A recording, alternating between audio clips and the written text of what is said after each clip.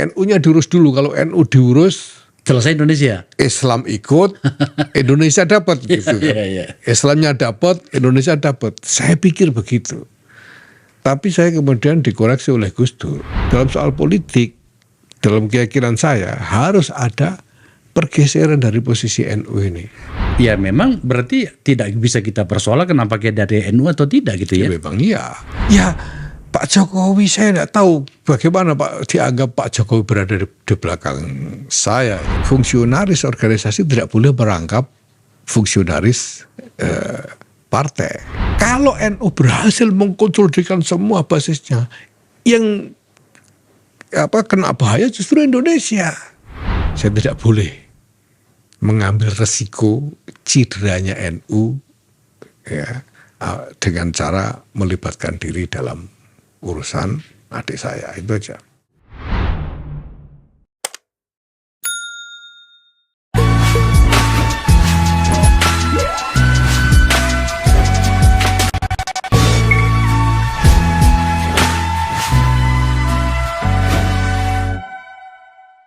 Ini podcast politik dan tentu saja kami harus berada pada pembahasan tentang itu. Dan ada satu organisasi yang bukan partai politik. Tapi bagi forum ini dan bagi saya sebagai politisi, itu selalu memasukkan organisasi ini dalam fase-fase pemahaman saya tentang bagaimana politik berjalan di negara ini. Dan organisasi itu bernama Nahdlatul Ulama. Saya kedatangan Ketua Umum PBNU yang sudah lama saya tunggu, Kiai Haji Yahya Stakuf. Gus, thank you ya. Sama-sama. Ini podcast politik, Gus. Ya. Di mana kemudian kami mendebatkan perjalanan kebudayaan politik kita di sini dan organisasi yang sedang Anda pimpin. Itu mau tidak mau harus kami masukkan di dalamnya. Tapi sebelum sampai pada pembahasan itu, boleh saya tanya dulu hal-hal yang pengen didengarkan oleh banyak orang dulu pada bagian awal. Sekarang ini sebenarnya organisasi ini organisasi jumlah rakyatnya itu berapa banyak, Gus? Karena banyak versi. Iya, NU itu kan tidak punya anggota terdaftar, tidak ada. Nah, yang ada itu hasil survei yang dilakukan oleh sejumlah lembaga survei. Misalnya tempo hari ada pengumuman hasil survei dari LSI Pak Denny JA bahwa tahun 2023 yang menyatakan berafiliasi kepada NU itu 56,9%. Saya lupa ini dari seluruh populasi atau seluruh umat Islam, saya lupa. Tapi yang jelas itu angka yang luar biasa.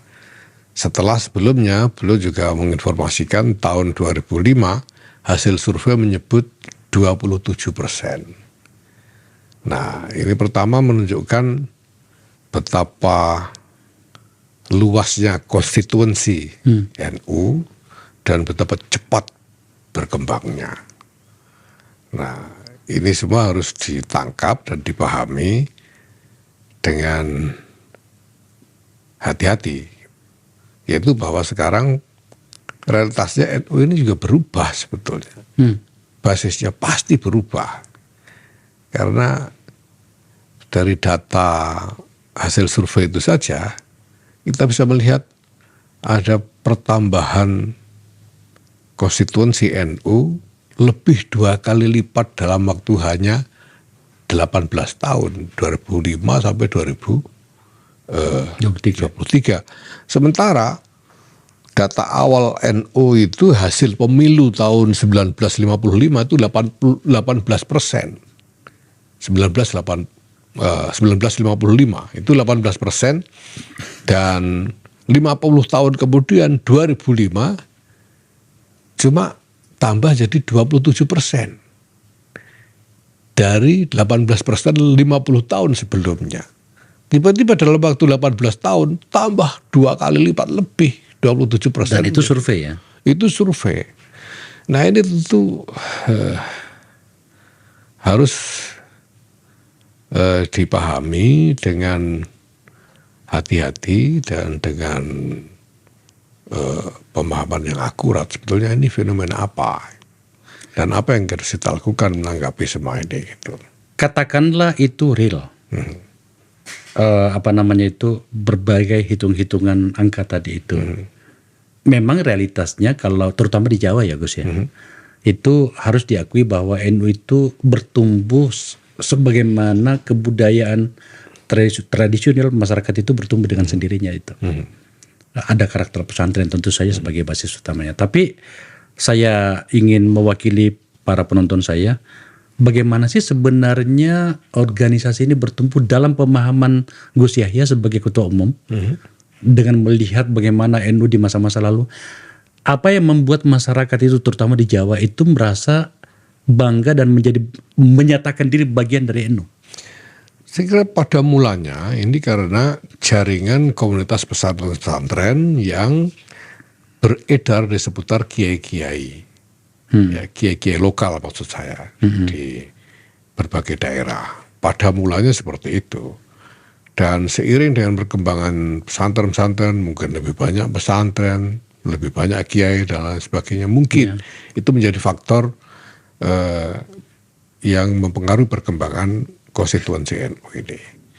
Tapi bahwa kemudian ada akselerasi perkembangan yang begitu cepat, nah ini yang saya belum menemukan ada elaborasi yang komprehensif ya tentang fenomena ini. Itu yang saya belum tahu. Selama ini sebetulnya kalau secara tradisional memang NU ini lahir dan tumbuh di seputar kiai-kiai pesantren. Dan pendukung-pendukungnya adalah pendukung-pendukung dari kiai-kiai pesantren itu. Selama ya sekurang-kurangnya sampai 20-30 tahun yang lalu lah. Ya. Terutama itu. Nah belakangan ada faktor-faktor lain yang juga ikut mempengaruhi. Ya. Nah cuma belum ada elaborasi yang komprehensif soal ini. NU tidak pernah berniat atau mungkin melakukan sebuah riset atau pengkajian hingga kenapa itu terjadi.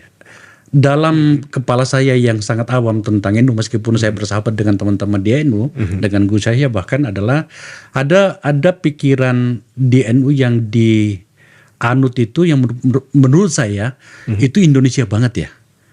Apa itu yang saya maksud adalah katakanlah tawasu ya. Tidak ekstrim kiri, tidak ekstrim kanan. Yang kedua adalah tawasun dan kemudian tasamu. Ya, itu luar biasa sebenarnya. Sebetulnya gitu. Bukan soal itu ya. Tapi bukan hanya soal itu, lebih mendasar lagi ya sebetulnya. Idealisme NU itu memang Indonesia. Dulu itu saya sempat salah paham tentang soal ini ya. Sekarang kalau bicara tentang ya seorang kader NU, seorang aktivis NU seperti saya dan teman-teman, itu pasti di kepalanya itu kan ada 3 hal utama. Yang pertama itu Islam, NU, dan Indonesia. Ya, dulu mungkin karena saya terlalu fanatik dengan NU, saya pikir NU-nya diurus dulu. Kalau NU diurus, selesai Indonesia. Islam ikut, Indonesia dapat gitu. Islamnya dapat, Indonesia dapat. Saya pikir begitu. Tapi saya kemudian dikoreksi oleh Gus Dur. Tidak begitu. Justru sebetulnya Indonesia dulu.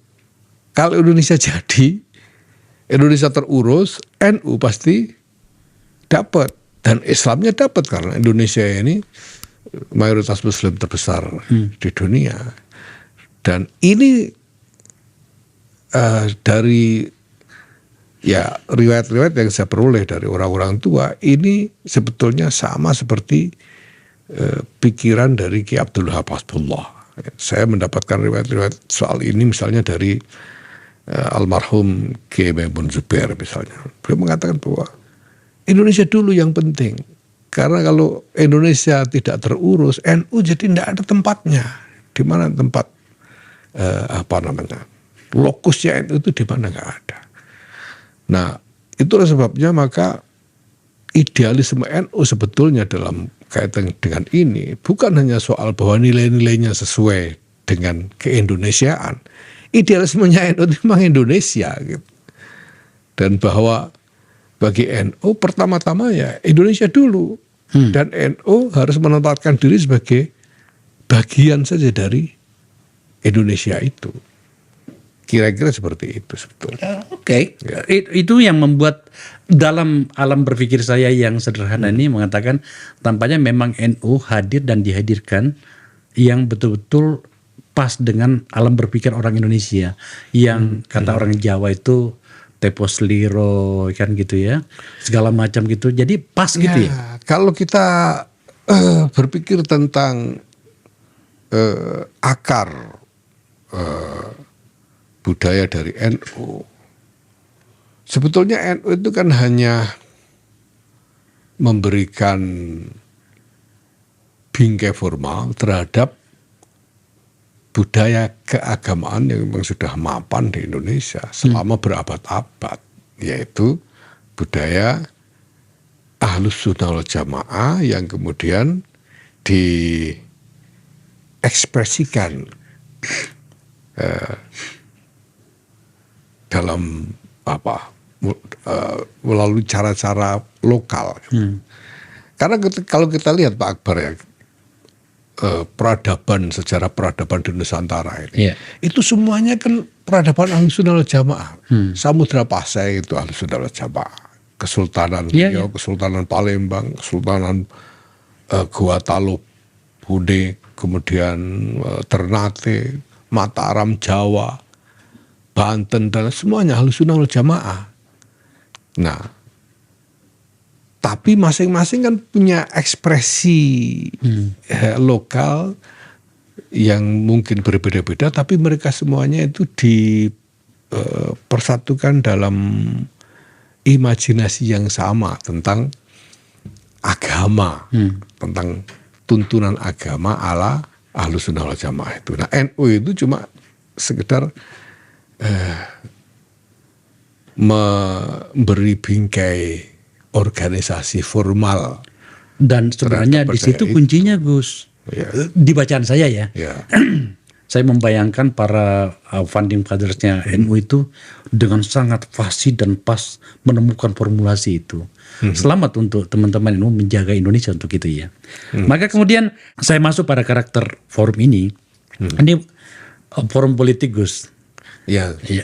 Saya juga pernah jadi politisi. Bahkan di sana berapa tahun, Gus? Di Istana Negara berapa tahun? 10 bulan. Iya. Para pemirsa yang barangkali lahir belakangan para Gen Z itu, Gus Yahya adalah mantan juru bicara Presiden Gus Dur di masa itu. Gus, berangkat dari pembicaraan kita tadi itulah, maka kemudian saya masuk pada karakter forum ini bahwa sebagian orang dan termasuk saya secara automatically itu membayangkan sebuah ruang diskusi politik, ruang kerja politik, ruang permakluman politik ketika saya membahas tentang NU. Mungkin kami keliru, tapi mohon maaf itu yang terjadi dan banyak di kepala banyak orang termasuk saya. Apakah Anda setuju bahwa kemudian mau tidak mau ketika orang berbicara NU itu mengidentifikasi problem itu sebagai problem politik? Sampai saat ini saya kira seperti itu, masih seperti itu sampai saat ini. Nah, yang saya kira orang mungkin agak kurang perhatikan adalah bahwa kenyataan bahwa Indonesia ini berubah, NU berubah, dan kita harus membuat pilihan tentang masa depan. Nah, maka terkait dengan NU ini jelas bahwa karena sejarahnya dan lain sebagainya, dan juga karena konstelasi dan dinamika politik sampai sekarang, keberadaannya sebagai faktor politik ini masih menjadi katakanlah perhatian dari semua pihak ya.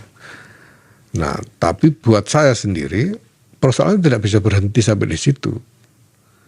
Persoalannya harus kita teruskan sampai pada apa pilihan-pilihan kita ke depan. Gitu.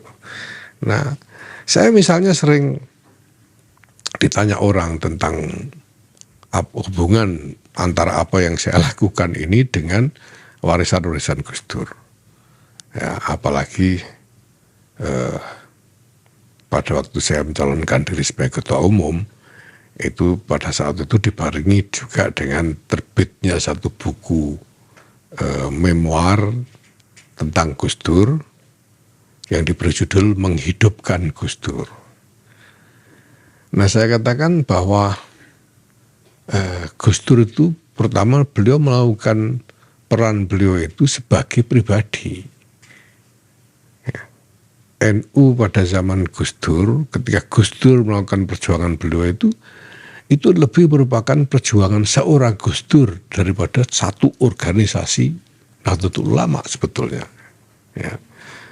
Nah, di sisi lain pergulatan Gus Dur pada waktu itu ada pada satu konstruksi Indonesia yang berbeda dengan sekarang.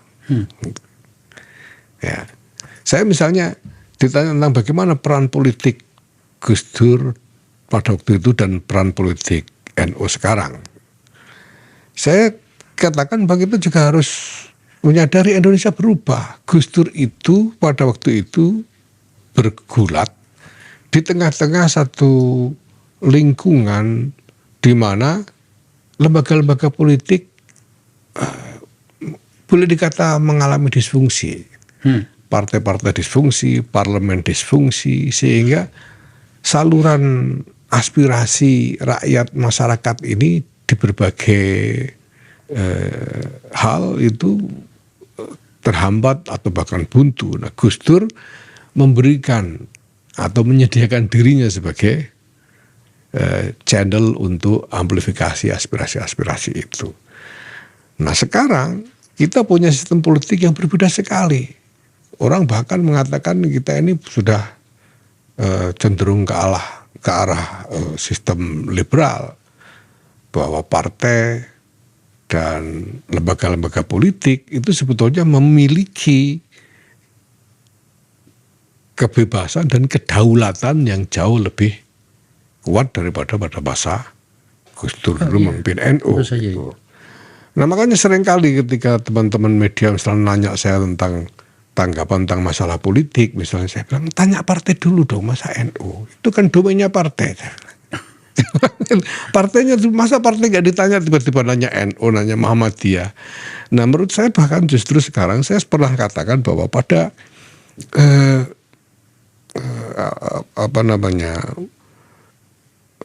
titik sekarang ini, pada era yang kita miliki sekarang ini, kita justru butuh untuk memberdayakan partai-partai dan lembaga-lembaga politik.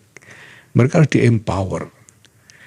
Ya. Nah, kalau kemudian NU mengambil fungsi partai dan lembaga-lembaga politik, ini justru secara keseluruhan saya kira menjadi negatif gitu loh. Karena justru mereka ini yang harusnya di-empower dan berfungsi beneran gitu. Tapi Gus, pada situasi yang lain ada pikiran yang lebih jauh dari itu.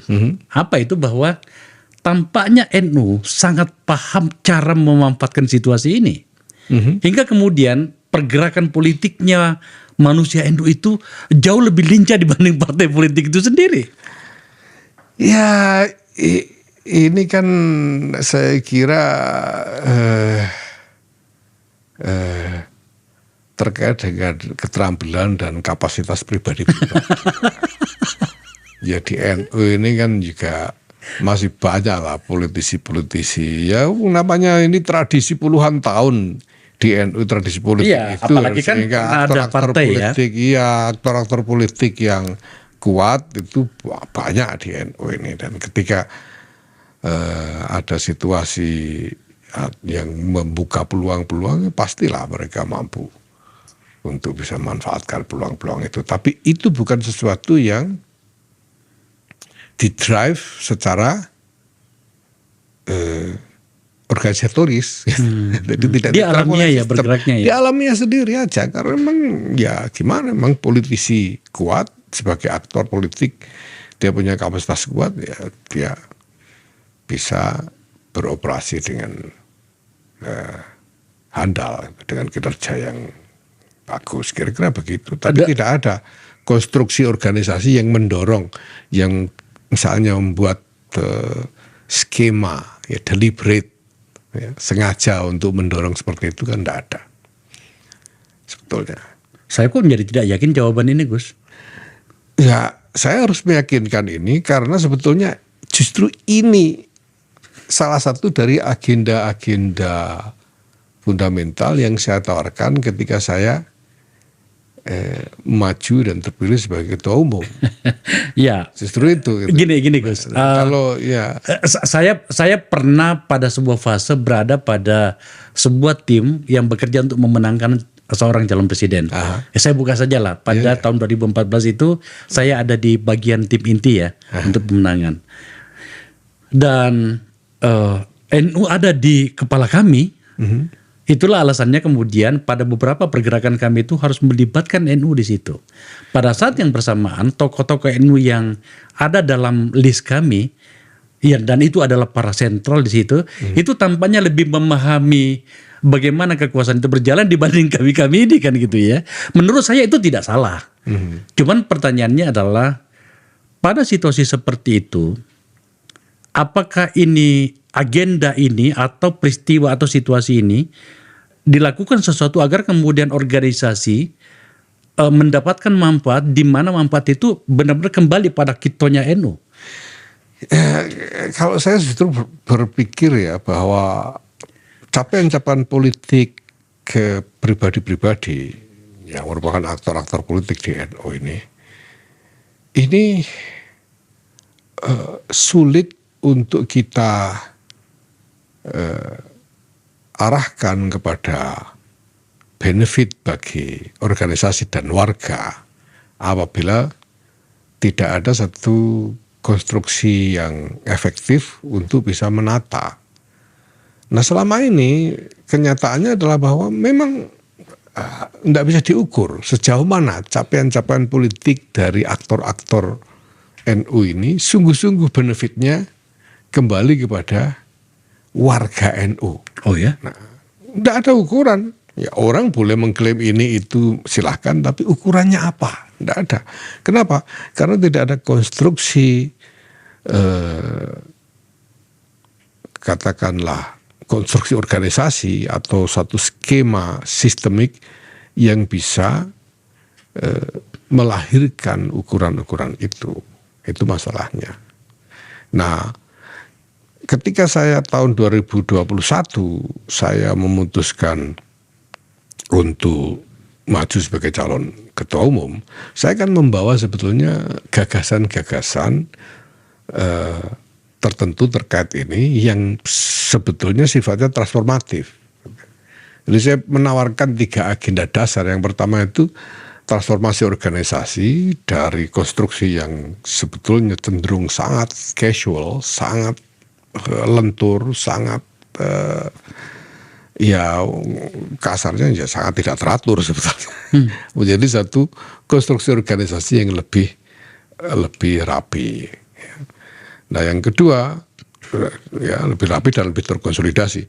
Dan yang kedua adalah positioning NU di tengah-tengah keseluruhan sistem dan konstelasi sosial politik Indonesia.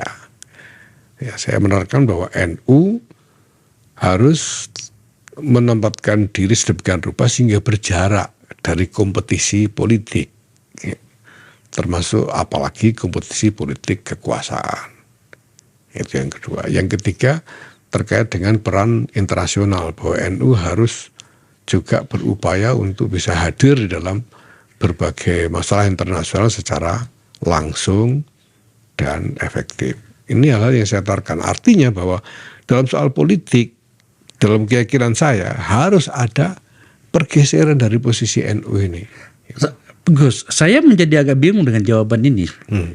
Karena lagi-lagi saya mohon maaf kalau saya agak mendesak bahwa tidakkah NU sendiri menikmati fasilitas kekuasaan yang datang atau diberikan kepada NU Meskipun tadi Gus Yahya mengatakan nggak ada loh fasilitas politik atau orang-orang politik yang mendapatkan kekuasaan misalnya itu tidak melalui endorse secara partai, secara organisasional, itu orang per orang, dan itu manfaatnya bagi organisasi atau warga NU itu tidak terukur. Saya jadi agak bingung dengan jawaban ini, Gus. Ya memang tidak ada. Sekarang bagaimana cara mengukurnya? Kalau dikatakan bahwa mereka membawa benefit kepada organisasi, bagaimana cara mengukurnya? Sejauh mana misalnya? Ini organisasi apa perorangan? Di organisasi sendiri belum ada alat untuk mengukur itu.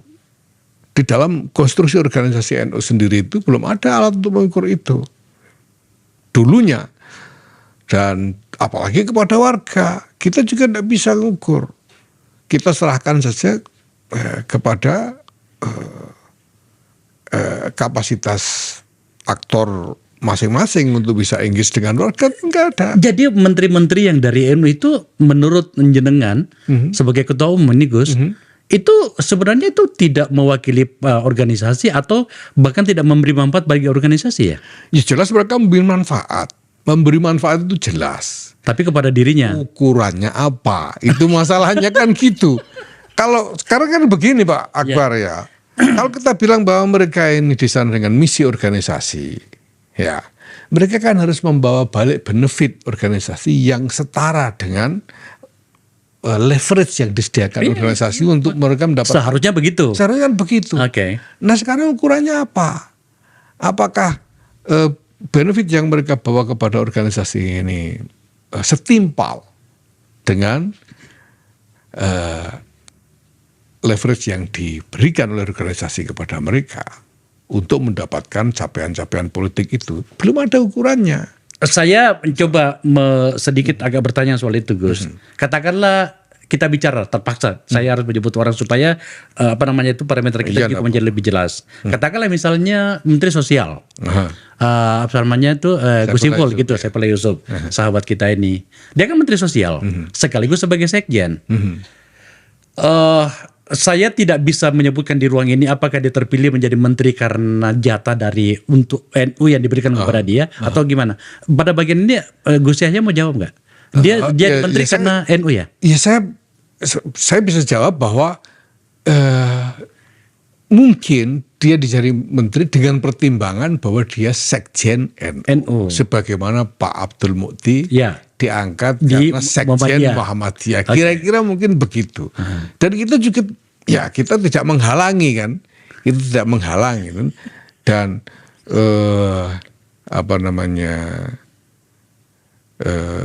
bahwa kemudian dia diperhitungkan, saya kira juga sebagian karena katakanlah track record kinerjanya sebagai pribadi, misalnya sebagaimana dengan Pak Abdul Mukti dan lain-lain. Ya, tapi kan kita bicara sejarah organisasi, Gus. Iya, apakah Gus Yahya ingin mengatakan bahwa sekarang dia jadi menteri, mungkin karena juga dia sebagai Sekjen NU, tapi sebagai Menteri Sosial, masa sih nggak ada peran atau manfaat yang bisa lebih terukur kepada warga NU barangkali dengan kebijakan-kebijakan Kementerian Sosial?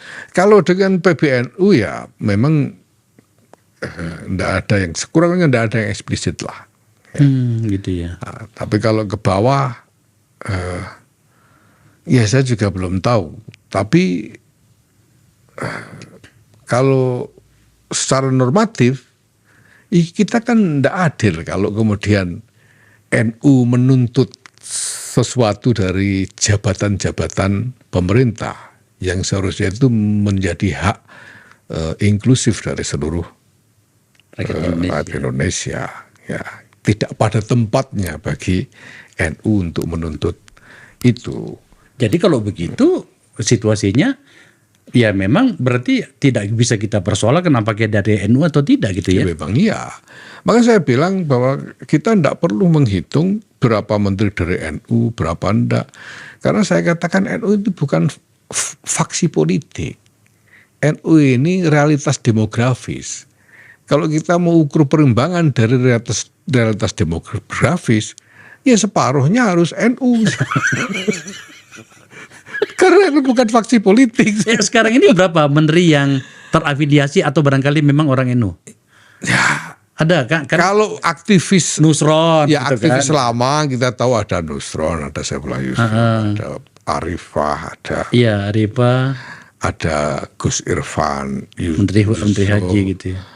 ada Pak Nazarudin Umar. Tapi kan belum disurvei itu setiap orang itu dia merasa NU apa enggak? Ngeri kali. Oh gitu Iya, ya. beneran, karena pada waktu kita adakan halal dan Pak Prabowo datang sebelum pelantikan ini, beliau sudah mengatakan saya ini NU, beliau mengatakan begitu. Jadi sebetulnya ya, makanya saya sambil bercanda sama teman ya, sekarang ini NU ini kan soal perasaan saja. Kalau merasa NU ya NU lah dia. Tapi ya, Tapi manifestasi dari afiliasi itu sebetulnya cukup konkret gitu. tapi itu Manifestasi. menjadi tidak fair bagi organisasi loh Gus. Karena begini loh, katakanlah saya misalnya terpilih sebagai presiden, saya harus memperhitungkan area seperti ini di dalam katakanlah untuk jabatan-jabatan publik ya, katakanlah sebagai menteri segala macam. Adalah wajar jika kemudian saya melirik NU, apalagi kalau mereka memang berperan kan untuk itu. Maka kemudian saya ambil lah misalnya si A atau si B. Kan tidak fair misalnya ketika si A atau si B yang dipilih, saya pilih itu karena memori NU-nya orang ini ada di kepala saya, untuk kemudian tidak berbuat bagi organisasi, kan tidak fair juga gitu. Ya begini Pak ya. Pertama, dari dulu itu ada satu perspektif yang secara analitik membedakan antara NU sebagai organisasi dan NU sebagai komunitas. Ini dianggap sebagai dua hal yang berbeda kurang lebih.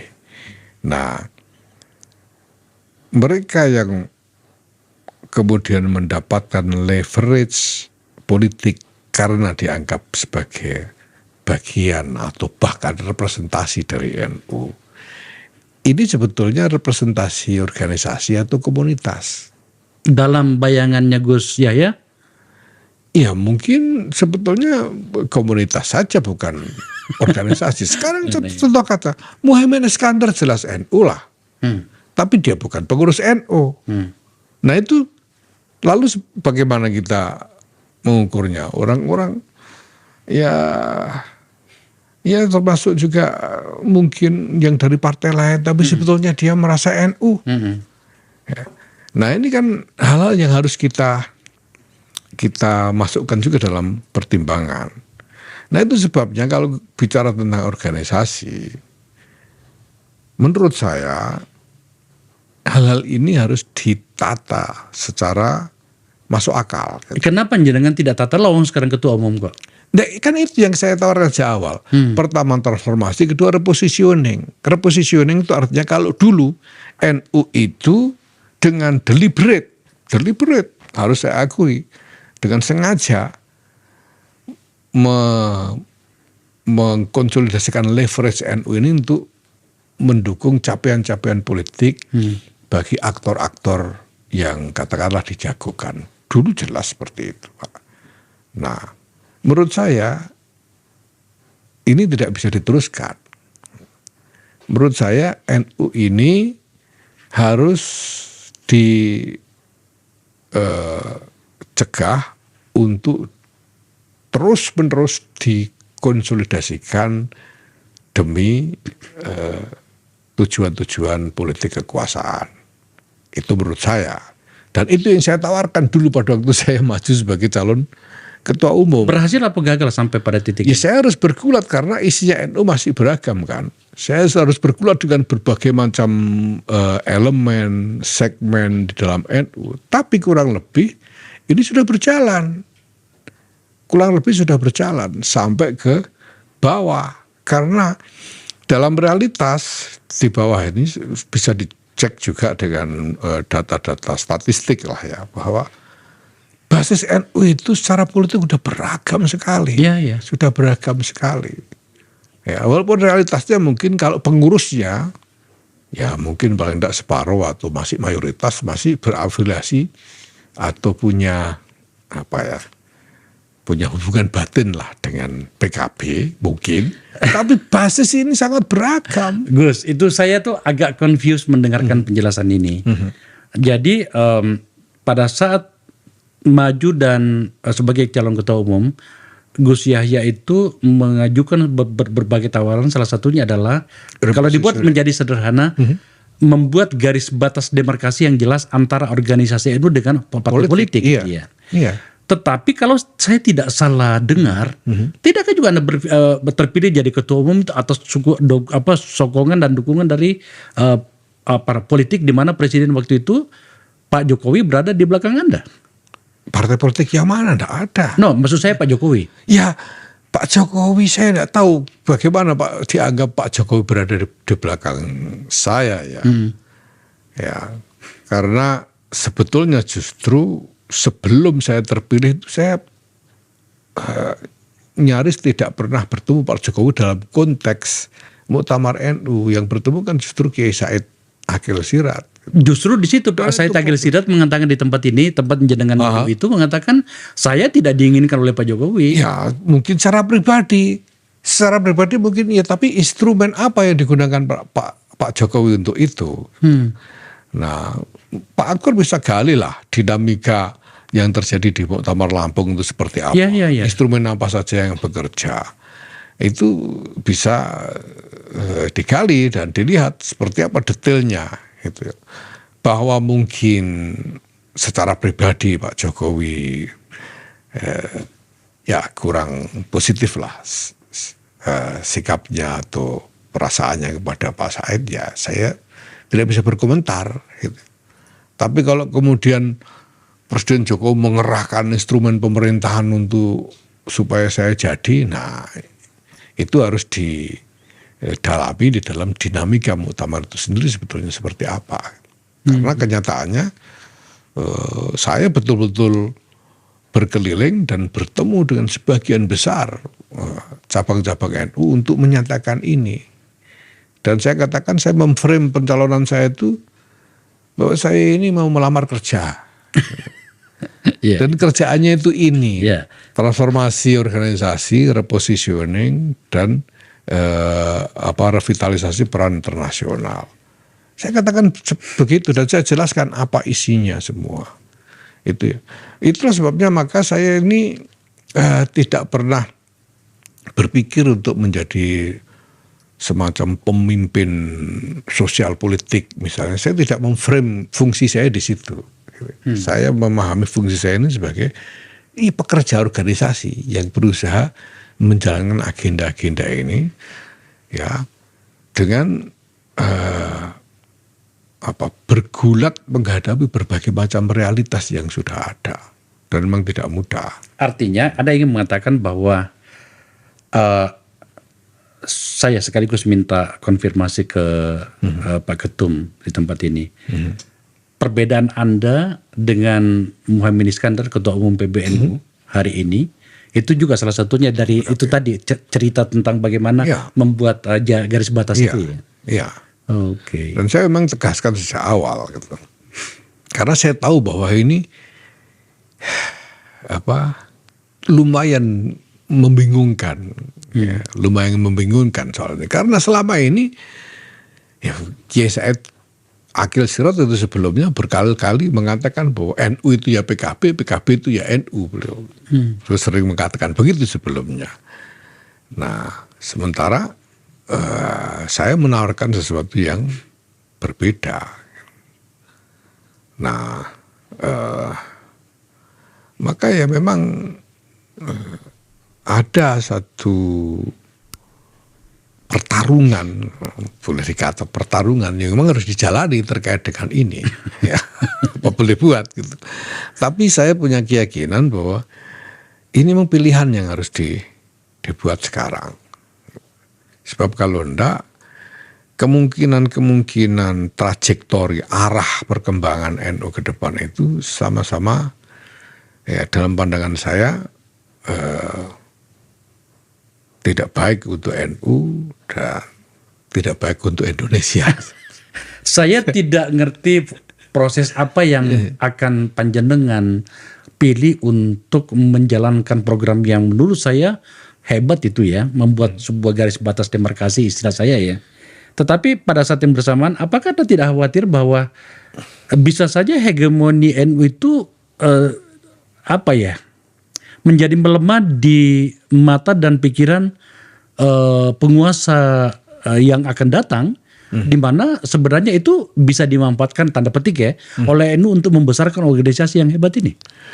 Ya, NU boleh membesarkan organisasi ini, tapi kan tidak boleh mengincar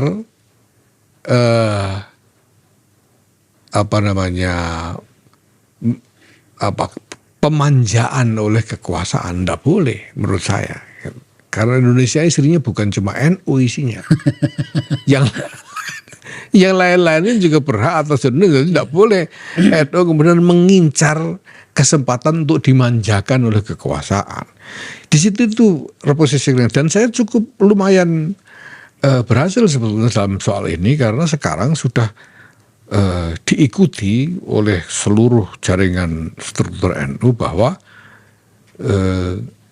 fungsionaris organisasi tidak boleh merangkap fungsionaris partai, dan bahwa untuk bisa masuk menjadi pimpinan NU dia harus sudah lepas dari jabatan kepengurusan partai sekurang-kurangnya setahun sebelumnya. Ini berarti bahwa agenda untuk membuat satu konstruksi organisasi yang berjarak dengan partai ini sebetulnya berjalan. Ya.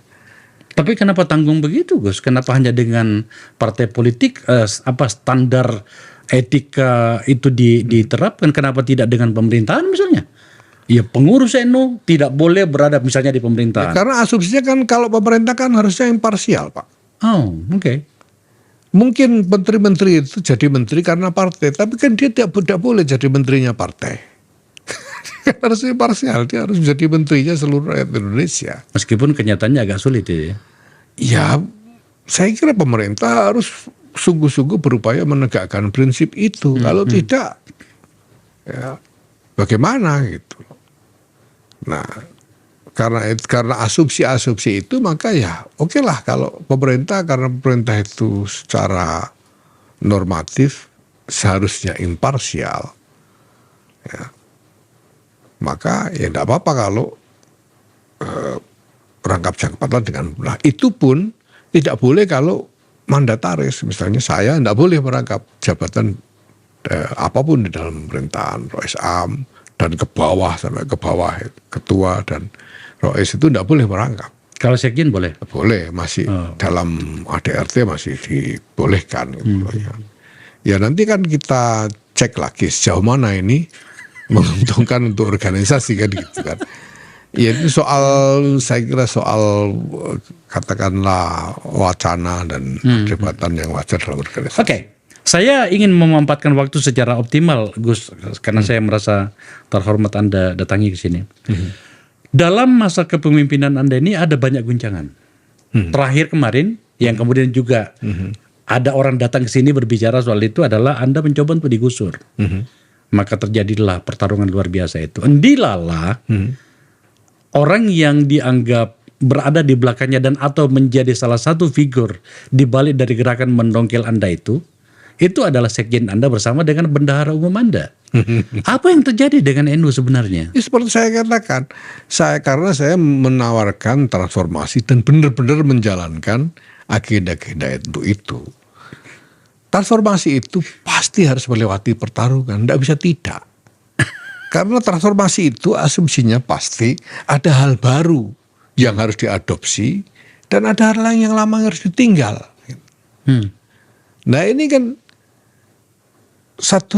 butuh satu proses negosiasi tersendiri, ya.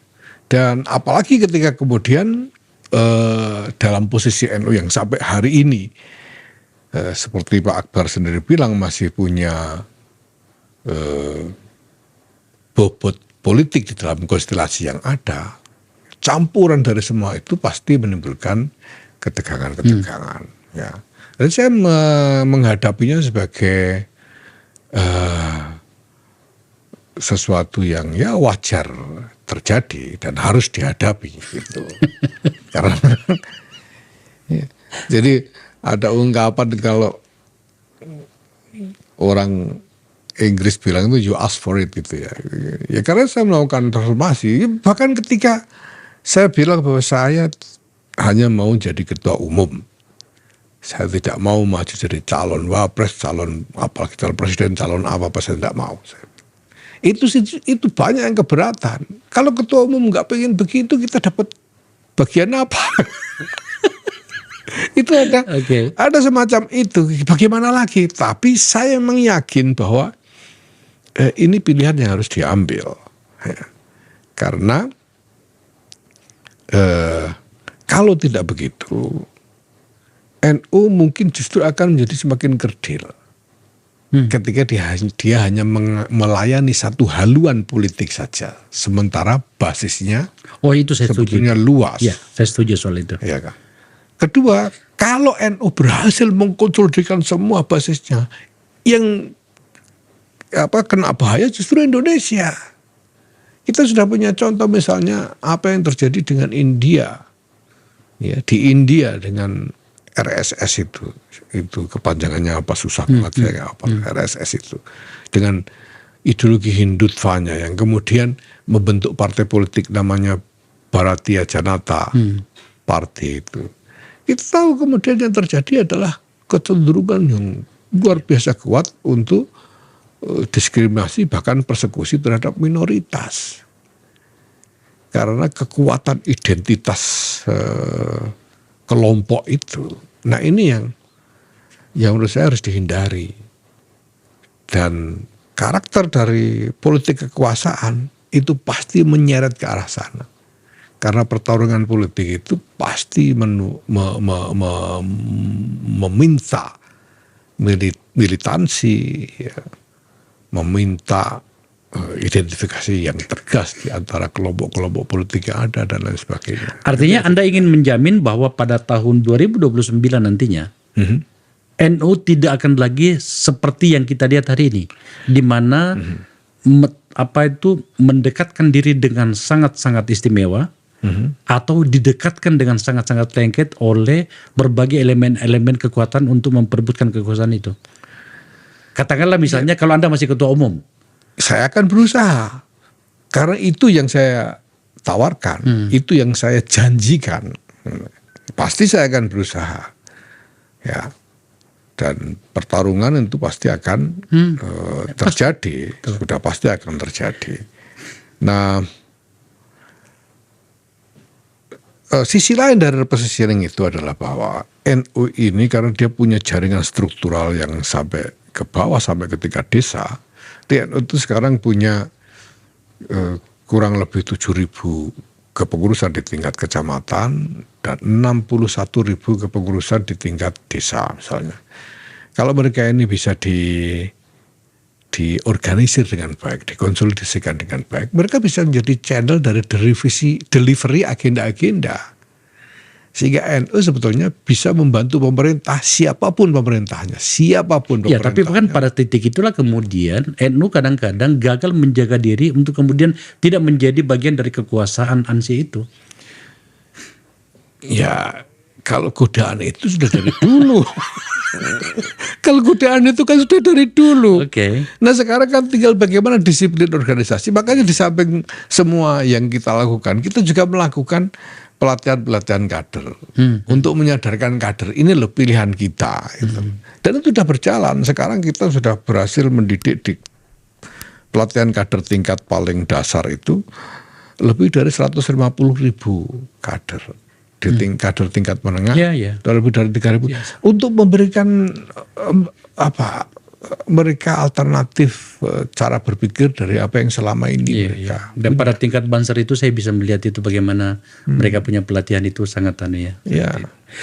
Oke, Gus, saya harus menanyakan soal ini.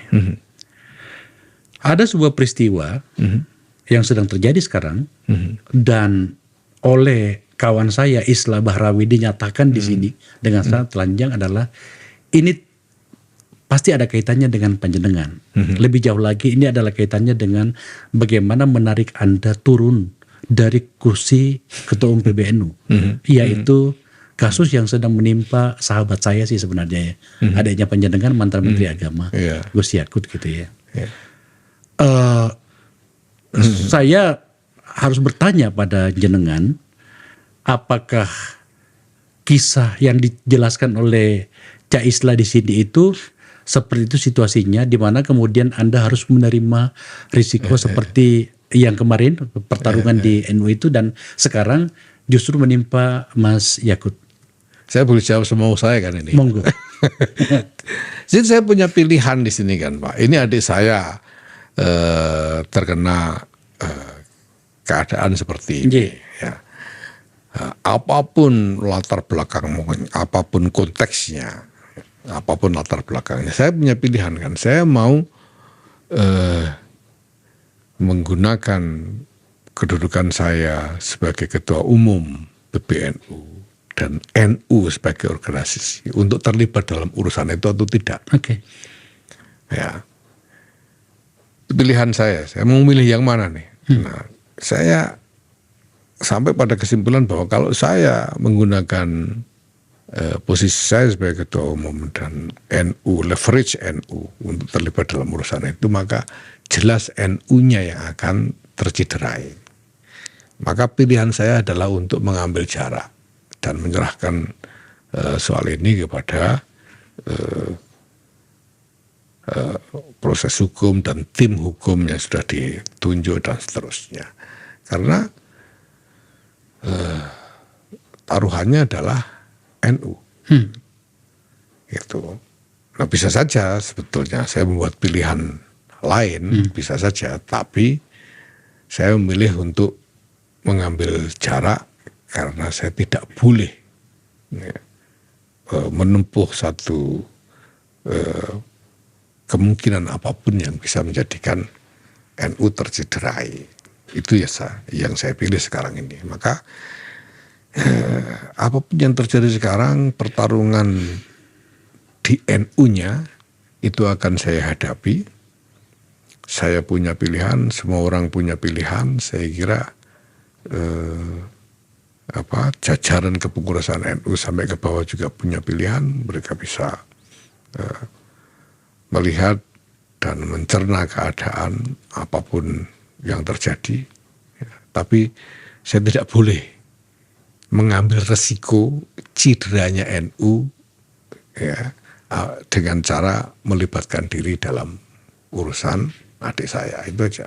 Tapi bisa berbalik situasinya loh Gus. Anda yang dicederai oleh mereka yang menginginkan misalnya menjadi ketua umum juga, apalagi kan dalam waktu dekat ini konon kabarnya akan ada muktamar gitu ya. Ya itu kan soal cara mainnya aja. Ya. Iyalah. Ya, kita kan bisa punya pilihan macam-macam kan gimana. Yang jelas ya saya tahu gamenya, saya tahu bagaimana cara memainkannya dan seterusnya. Dan kita lihat saja nanti. Intinya kan bahwa saya sudah memberikan tawaran dan kepada yang punya kedaulatan kita persilakan. Soal urusan bagaimana meyakinkan orang dan seterusnya kan soal itu aja. Tapi Anda ya tahu kan bahwa kasus Mas Yakut itu setidaknya dari informasi yang diberikan oleh sahabat saya Islah di tempat ini itu adalah bagian dari merongrong Anda sebagai saya serahkan kepada penilaian orang lah. Aku ya tanya, jelas ya. Lah ya enggak. Kalau itu saya sudah tahu, tapi saya tanya sama panjenengan. Ya saya jawab, saya serahkan kepada penilaian orang. Kan saya harus betul-betul menjaga posisi dalam soal ini. Jangan sampai lalu saya memanfaatkan NU untuk urusan pribadi terkait keluarga adik saya ini. Itu yang harus saya jaga. Tapi nanti tetap akan maju ya Gus. Ini benar nggak sih akan ada muktamar? Ya, jelas harus ada muktamar dong. Masa bukan maksud saya yang secara secara organik ya. memang sudah jadwalnya ya, bukan karena kemarin ada masalah dan kemudian ada kesepakatan itu ya. Ya, sisa-sisa dari masalah itu kemudian ada usulan untuk lebih awal dan sebagainya, itu tidak masalah sebetulnya. Itu rencana kapan, Gus? Ya belum ada kesepakatan mengenai kapannya, belum ada. Usulan sudah ada, tapi kesepakatannya belum. Dan Gus Yahya akan tetap maju sebagai calon ketua umum? Ya, saya bilang begini, saya ini dulu maju sebagai ketua umum dengan janji, dengan akad. Saya akan melakukan ini. Kalau saya tidak dihalangi, ya, sebetulnya saya jamin selesai sebelum Desember. Saya jamin selesai itu semua yang saya janjikan. Nah, kalau sampai tidak selesai kan jadi hutang. Nah, secara syariat orang punya hutang, harus bayar. Jatuh tempo belum bisa bayar harus minta tambah waktu, kan kira-kira gitulah. Gus, makasih banyak. Saya merasa mendapatkan banyak informasi berbicara dengan Ketua Umum PBNU adalah Kiai Haji Yahya Stakuf. Sekali lagi terima kasih banyak. Sama-sama. Pemirsa, sebenarnya banyak yang aku mau tanyakan, tapi selain soal waktu juga tampaknya inilah kalau kita berbicara dengan orang yang pernah melayani presiden. Diperpanjang aja sampai subuh. Luar biasa sekali, banyak informasi yang kita dapatkan dan semoga Gus NU makin solid ya. Amin. Makin berkembang dan melayani Indonesia. Terima kasih. Amin. Mari kita menjaga peradaban bangsa ini dengan cara bercakap-cakap. Terima kasih telah menyaksikan percakapan. Terima kasih.